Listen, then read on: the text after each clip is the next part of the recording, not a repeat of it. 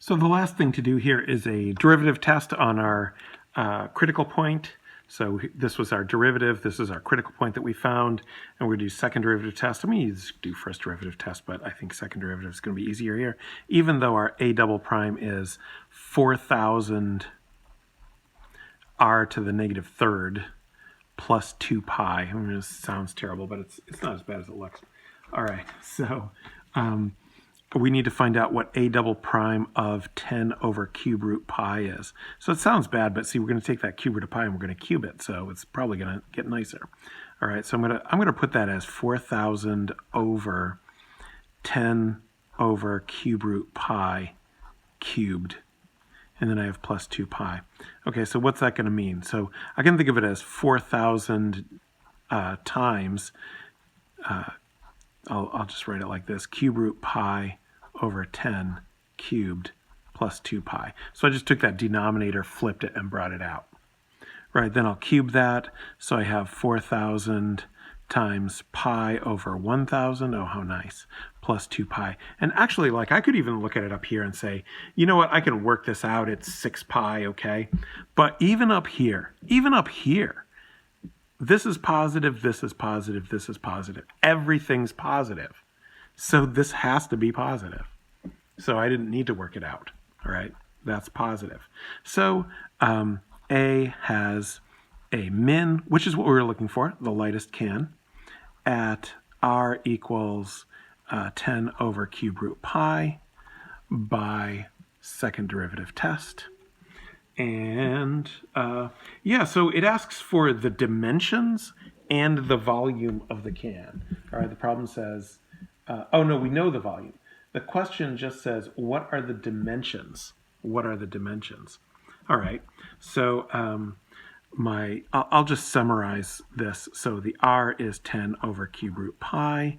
The h is a little bit hard to find. It's 1,000 over pi r squared. So that's 1,000 over pi cube root pi squared, which is a bit of a mess.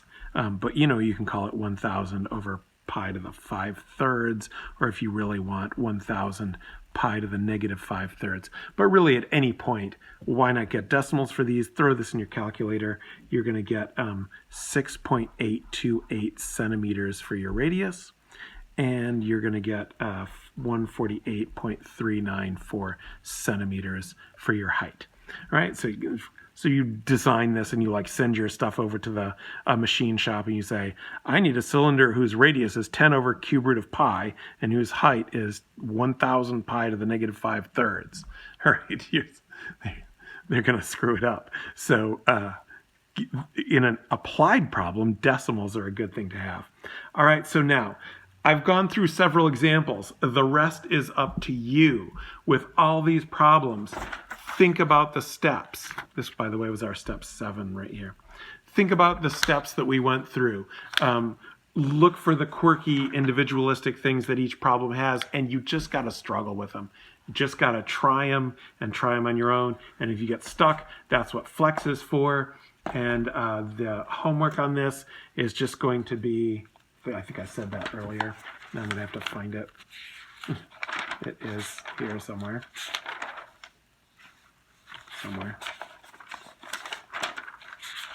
I don't know where I wrote the homework. I'm sure I wrote it somewhere valuable. I think it's 1 through 19, right? I know I put it back here somewhere. Ish. That's the one being prepared for class. Let's see, this is number 2. Okay, it was before that. And before that. No, it was 1 through 9. It was 1 through 19 not. I just didn't want to take a chance of saying it wrong. Okay, so your homework is page 226. That's in chapter 4, number 1 through 19 odd. There will be a project on this. Look forward to it.